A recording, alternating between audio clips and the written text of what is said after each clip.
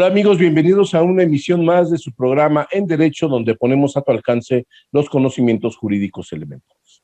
Seguramente usted ha escuchado hablar muchas veces del amparo, del famoso amparo que a veces parece un superpoder que tenían las personas para poderse defender contra absolutamente todo. Bueno, resulta que el amparo tiene sus peculiaridades que vamos a tratar el día de hoy con un especialista. No se vaya, va a estar muy interesante. Regresamos en un minuto.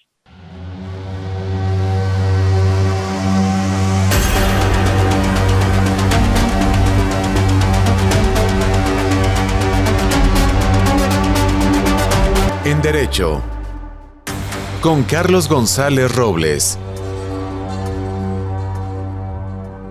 Ya estamos de regreso en su programa En Derecho. Como les comentaba antes de la pausa, el día de hoy vamos a hablar de un tema fundamental en el derecho mexicano, que es el amparo.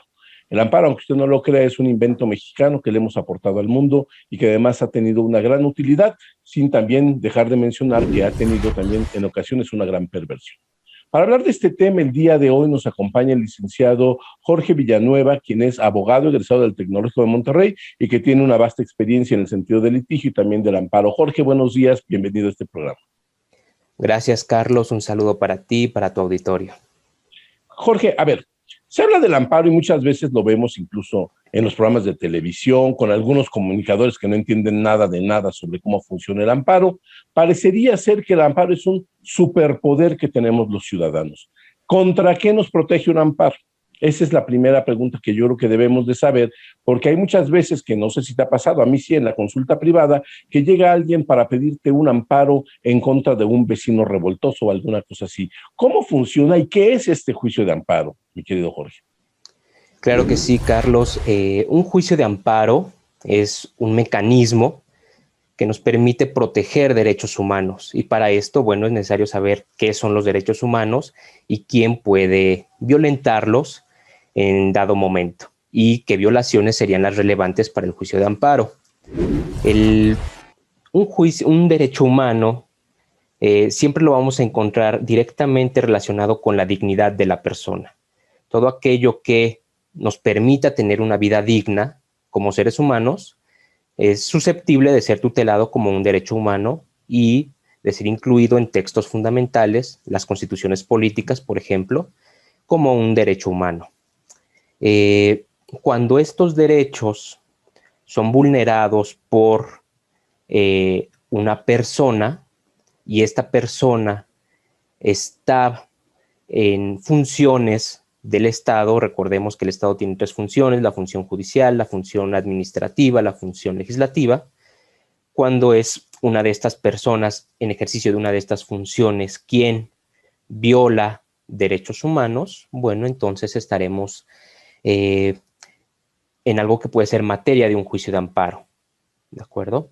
Se habla mucho de los derechos humanos, pero de manera muy cotidiana. Incluso tenemos comisiones de derechos humanos por acá, en cada estado, los municipios, todo el mundo tiene su comisión de derechos humanos. Pero la verdad es que es difícil saber qué. A ver, ¿tú cuáles mencionarías como derechos humanos susceptibles de la protección esta del amparo? Porque el derecho humano pues puede ser de muchos tipos, ¿no? Sin embargo, los encontramos de manera pues muy precisa, o tal vez no tan precisa, pero muy localizada en los primeros 29 artículos de nuestra Constitución, que es una clasificación para mi gusto bastante arbitraria, porque creo que han habido nuevos derechos humanos de segunda, tercera, cuarta generación que se encuentran dispersos por toda la Constitución, e incluso en las constituciones locales, como la Ciudad de México, que es una constitución muy avanzada. Para que la gente comprenda un poquito, Jorge, ¿cuáles podrían ser estos derechos humanos? ¿Podrías darnos algunos ejemplos de cuáles son los que en un momento dado la autoridad podría llegar a vulnerar y que por lo tanto tuviéramos nosotros que protegernos con un juicio de amparo? Claro que sí, Carlos. Pensemos, por ejemplo, en una ley que permita que haya discriminación. Es decir, recordemos que la ley siempre debe atender a supuestos generales, no puede tener nombre y apellido, por decirlo de alguna manera. Cuando una ley empieza a hacer demasiadas distinciones, demasiados supuestos que ya no, o que, digamos que se apartan de la generalidad, podemos estar ahí en presencia de un acto de autoridad arbitrario y, en consecuencia, en la violación de un derecho humano. Pensemos, por ejemplo, que es un derecho humano la no discriminación. no ser discriminado es un derecho humano, es algo que me permite a mí tener una vida digna.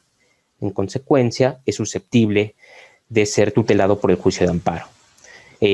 Un juicio que no se lleve de acuerdo con las formalidades esenciales del procedimiento, que es, bueno, participar en la formación o en la fijación de la litis, poder ofrecer pruebas para acreditar mi dicho y poder formular alegatos.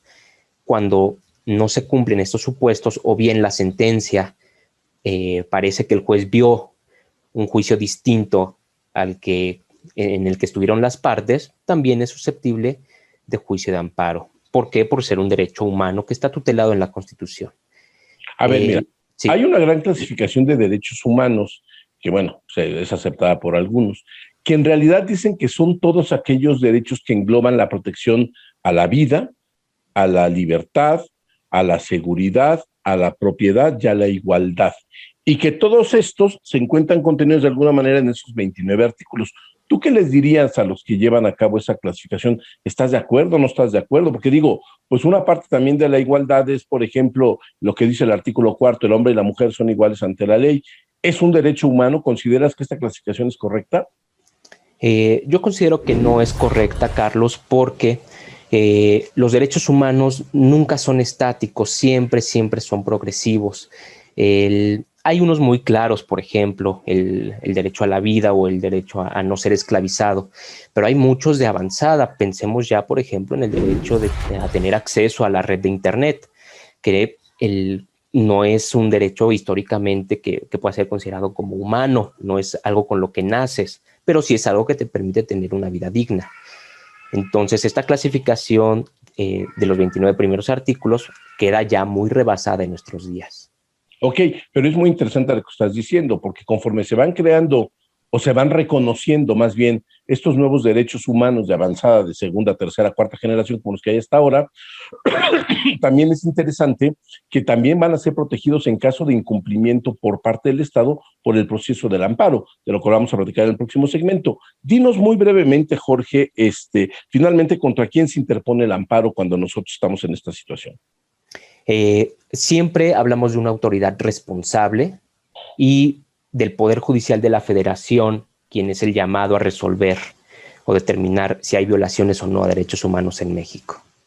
De acuerdo, pero entonces tú no te podrías amparar en contra mía porque en este programa yo estoy diciendo algo con lo cual tú estás de acuerdo. ¿Podría ser eso o no podría suceder? Eso no es posible. Por regla general, siempre hablamos de autoridades. De acuerdo. Vamos a hacer una pausa y regresamos con este interesante tema que es el juicio de amparo. No le cambie, estamos en su programa En Derecho. En Derecho. Continuamos.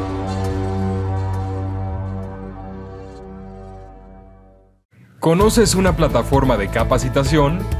IDC Click es un servicio de streaming para tu capacitación en cualquier dispositivo. Resuelve tus dudas en nuestros seminarios fiscales, jurídicos y laborales. Todos nuestros programas de televisión en una sola plataforma. Todo esto en un solo catálogo disponible las 24 horas.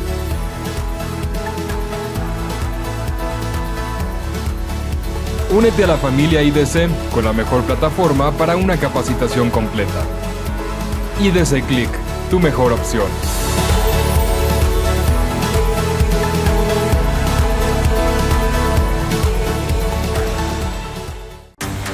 En Derecho. Regresamos. Estamos de regreso en su programa En Derecho, donde ponemos a tu alcance los conceptos jurídicos fundamentales. El día de hoy nos acompaña un experto en la materia de litigio y de amparo, que es el licenciado Jorge Villanueva. Jorge, estábamos hablando antes del corte de, bueno, que finalmente uno se puede amparar solo contra una autoridad. No te puedes amparar contra un vecino, no te puedes amparar contra alguna otra persona, pero bueno, el amparo, según recuerdo yo de mis lecciones, el amparo es una protección, como decíamos, contra posibles violaciones a los derechos fundamentales del ciudadano. Sin embargo, los amparos no son iguales, no se tramitan igual, no se tramitan ante la propia autoridad, y esto en ocasiones genera mucha confusión, no solo en los estudiosos del derecho, sino en la ciudadanía en general. ¿Cómo se justifica esta distinción entre lo que se llama amparo directo y amparo indirecto? Bueno, hay otra cantidad de de subclasificaciones que existen. Claro, Carlos. Una primera clasificación, una muy sencilla, es todo lo que proviene de un juicio, es decir, violaciones a derechos humanos que potencialmente ocurrieron dentro de un juicio y las que no. Esa es una primera clasificación y resulta muy, muy práctica, muy importante, porque si tú, ciudadano, ya estás dentro de un juicio donde hubo una sentencia, hubo probablemente una segunda instancia, y ese juicio terminó, a lo mejor con una sentencia definitiva o terminó con una sentencia interlocutoria, no sabemos, pero ya terminó, contra ese acto de autoridad donde tú estimes que hayan sido violados tus derechos humanos, puedes promover el amparo en la vía directa. Y ahorita hablamos un poco al respecto. Todo lo que no encuadre en lo que te acabo de decir, es decir, hubo un juicio, terminó ese juicio y ahí están las violaciones a derechos humanos, será materia de un juicio de amparo indirecto. Pensemos, por ejemplo, en un retén que no se justifique en la vía pública, por ejemplo, puede ser materia de juicio de amparo indirecto. Pensemos, por ejemplo, en una ley, a lo mejor que nosotros pensemos que discrimina, que permite la esclavitud, que permite la pena de muerte, no lo sé. Contra eso sería procedente un juicio de amparo indirecto. De acuerdo. De acuerdo. Ahora, el amparo, en teoría, protege los derechos humanos. Sin embargo, poco a poco hemos comenzado a ver que se da una tendencia a nivel del mundo de hablar de la protección de los derechos animales.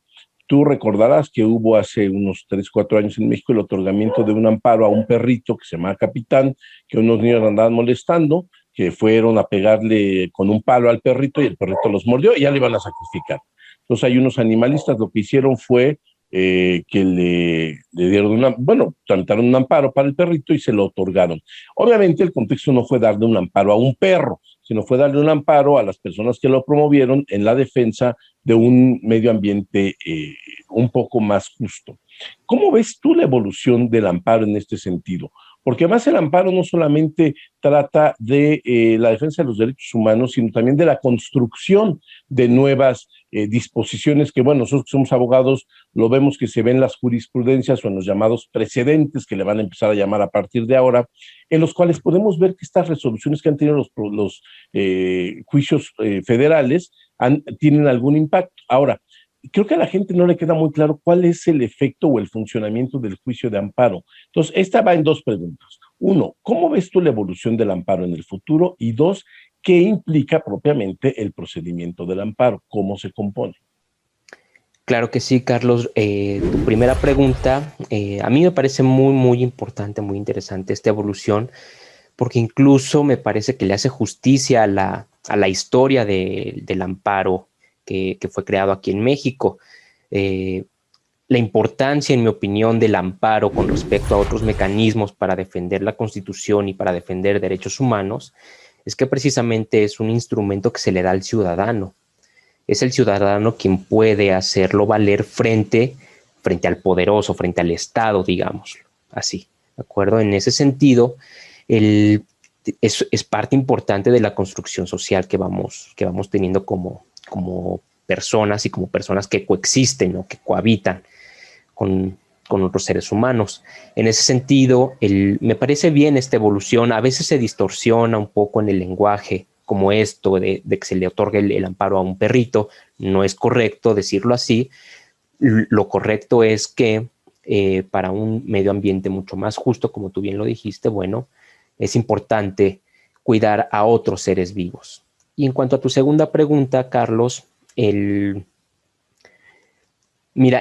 cómo funciona o qué efectos tiene, siempre los vamos a ver en la sentencia que le pone fin al amparo. Porque hay veces que hay resoluciones intermedias que parece que luego se les da el carácter de definitivas, o como si se les trata en medios como si fuera de definitivas. Pensemos en una suspensión y se va distorsionando también un poco para qué está llamado a funcionar el amparo. Sí, mira, yo creo que esta distorsión es de lo que más ha dañado al procedimiento de amparo, porque muchos comunicadores se enteran que se les otorgó una suspensión provisional a alguna persona, puede ser un delincuente, un político, lo que tú quieras y mandes, y arman un escándalo porque en su interpretación y en su ignorancia jurídica dan por hecho que se dio un amparo, ¿no? Cuando la realidad es que simplemente fue una suspensión provisional. ¿Podrías hablarnos de este caso, o más bien, qué consiste esto de las suspensiones que se dan en el juicio de amparo?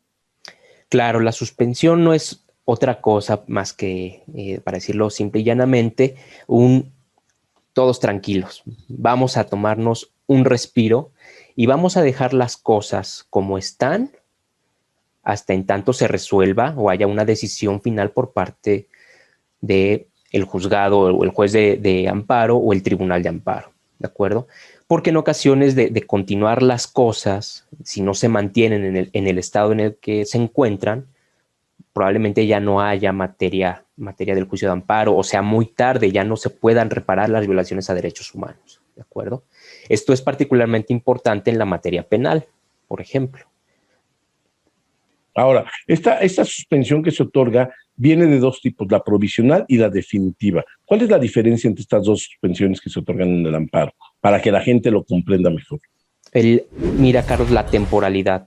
La suspensión provisional es muy rápida, es en menos de 24, 48 horas, dependiendo de los tiempos que marca la ley, pero es muy, muy rápida.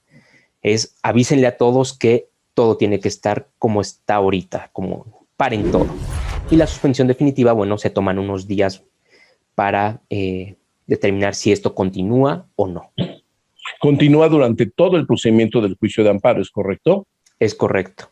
De acuerdo, pero no quiere decir, y eso es una llamada a todos los comunicadores, a la gente del auditorio, el otorgamiento de una suspensión en un amparo no implica que se otorgó el amparo, y mucho menos, bueno, pues como ahora se dice que está tan de moda vilipendiar al Poder Judicial, que son una bola de corruptos, vendidos, comprados, como se dice por ahí desde Palacio Nacional. Vamos a una pausa, regresamos en un minuto en el último segmento de su programa En Derecho.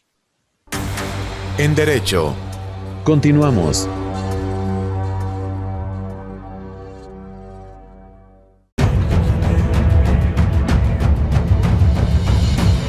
En 1986 nació Información Dinámica de Consulta con la misión de dar información a profesionales del ámbito jurídico. Evolucionamos contigo y en 2001 logramos informarte en tiempo real gracias al nacimiento de IDC Web. Dimos paso en el 2016 a Foro IDC, un evento de alto nivel para el impulso de la competitividad del empresario mexicano. En 2017, unificamos cada avance bajo el dominio www.idconline.mx. Hoy puedes encontrarnos en múltiples plataformas con información vanguardista y especializada para capacitar e informar a los elementos clave de las empresas.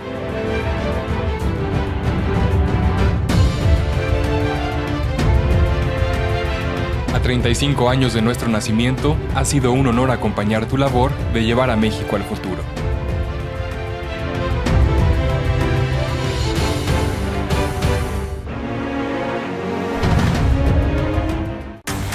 En Derecho.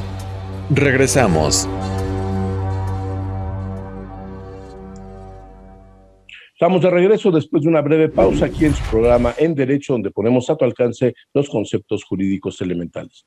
El día de hoy nos acompaña el licenciado Jorge Villanueva, que es un experto en la materia de litigio y en materia de amparo. Estábamos hablando justamente de esta gran aportación que hizo nuestro país al mundo, que es el procedimiento del amparo. Bueno, hablábamos en el segmento anterior, Jorge, que no es lo mismo la suspensión que se otorga durante el procedimiento del amparo, que la gente no entiende y que la gente cree que con eso ya se otorgó la protección de la justicia federal, con el otorgamiento propiamente de un amparo o la negativa del otorgamiento de un amparo. ¿Por qué se diferencian? ¿Cómo podríamos saber cuando un amparo realmente ya se terminó, ya te otorgó la protección de la justicia federal y que entonces ya es cuando podemos hablar propiamente del otorgamiento o de la negativa de un amparo? ¿Cómo podríamos distinguirlo de las suspensiones? Pues mira, siempre ya en la decisión final se debe encontrar en una sentencia definitiva. Si no dice hasta arriba sentencia definitiva, o sesión para dictar sentencia definitiva, resolución definitiva, todo tiene que venir en el documento. Es muy difícil o debemos empezar a desconfiar de que la resolución que estamos leyendo es definitiva. En ese sentido, si nos hablan de una suspensión provisional, pues debemos entender que es provisional y que es algo además que el juez dictó con muy pocos elementos, pero suficientes para estimar que era importante mantener las cosas en el estado en el que se encontraban. Sí, dime. O sea, las suspensiones, si entiendo bien, entonces, son durante el procedimiento, a lo mejor el juez todavía no tiene todos los elementos, pero sería tan grave que continuara la violación al derecho humano de un ciudadano que decide suspenderla, la aplicación de, por ejemplo, la demolición de una casa o una orden de aprehensión, alguna cosa así, decide suspenderla en lo que se allega de más elementos para posteriormente poder tomar una decisión final, ¿es correcto? Es correcto. Es así como funciona. En 2013, Carlos, es importante mencionarlo, hubo una reforma importante a la ley de amparo y ya se habla también de una suspensión que puede ser mucho más amplia, una suspensión en la que casi se habla de una restitución provisional del derecho humano que fue violado. Esto hay que tomarlo todavía con muchas reservas porque, bueno, día con día la realidad nos hace llegar muchas cosas y cantidad de cosas que no podemos ni siquiera imaginar, y bueno, la justicia siempre un paso atrás con pies de plomo, tiene que ir poco a poco determinando si en el caso concreto puede o no restituir a una persona en el goce provisional de su derecho humano que se cree se le ha violado, o no puede hacerlo y el juicio debe continuar y esta persona deberá soportar la violación al derecho humano hasta que se resuelva en definitiva el juicio de amparo. Pero esta decisión es de avanzada. Esto que estás comentando de la reforma del 2013, pues en realidad estoy consciente que se ha aplicado muy poco, pero ojalá que se generalice cuando sea factible esta restricción del derecho humano violado, porque la realidad es que en ocasiones el derecho es violado de manera muy injusta, sin elementos, de manera totalmente arbitraria, y bueno, finalmente quien debe de soportar esta violación es el ciudadano, porque al final no hay ningún tipo de indemnización ni nada por el estilo en casos de violaciones de derechos humanos. Ahora, Jorge, ¿qué pasa cuando sí te otorgan un amparo? ¿Qué sucede con... ¿Cuál es el efecto real del otorgamiento de un amparo? Pues mira, Carlos, son muchos. El primero es, recordemos que las sentencias de amparo, cuando ya te otorgaron el amparo, es de orden público, es decir, nos interesa a todos como sociedad que estas sentencias se cumplan. No se pueden dejar ahí, no se pueden abandonar, por ejemplo. Entonces, hay muchas autoridades, incluso particulares, que están muy pendientes de su cumplimiento. Vamos a suponer que te otorgan a ti el amparo por la razón que tú decidas, no sé, libertad de expresión, libertad de imprenta, libertad de tránsito, alguno de estos derechos que tú estimes que te violaron, efectivamente se comprueba en juicio que hubo una violación a tus derechos humanos, te conceden el amparo. Siempre las sentencias de amparo, como nos interesa a todos que se cumplan, tienen que decir para qué efecto se te concedió el amparo.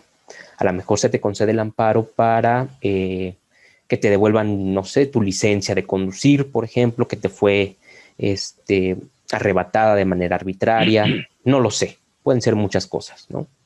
Que se publique tu libro, que, en fin.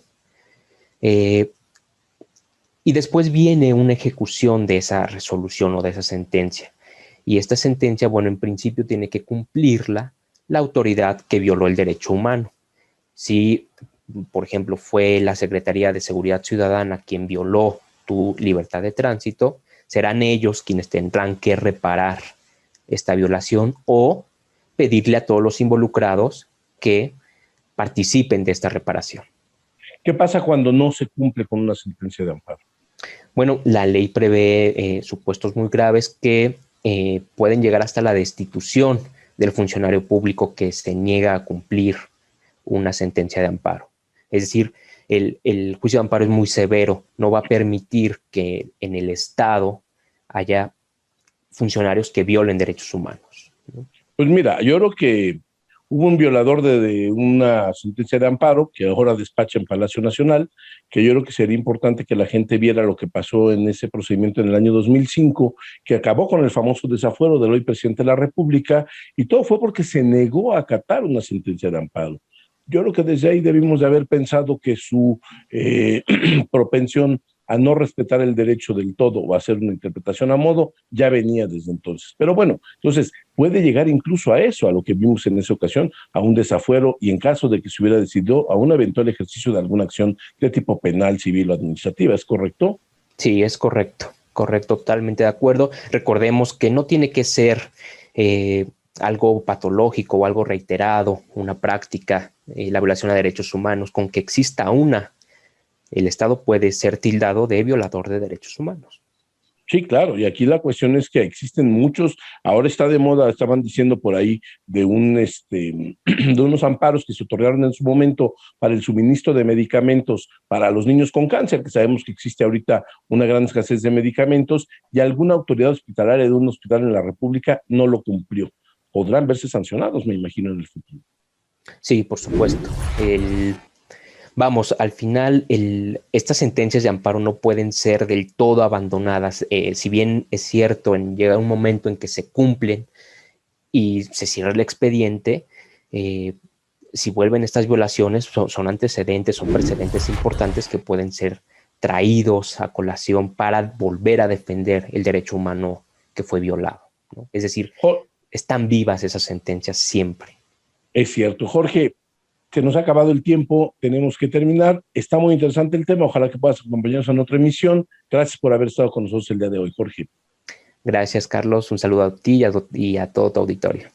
Muchas gracias y sobre todo gracias a usted por habernos acompañado el día de hoy en una emisión más de su programa En Derecho. Nos vemos la próxima semana. Que le vaya muy bien. Hasta la próxima.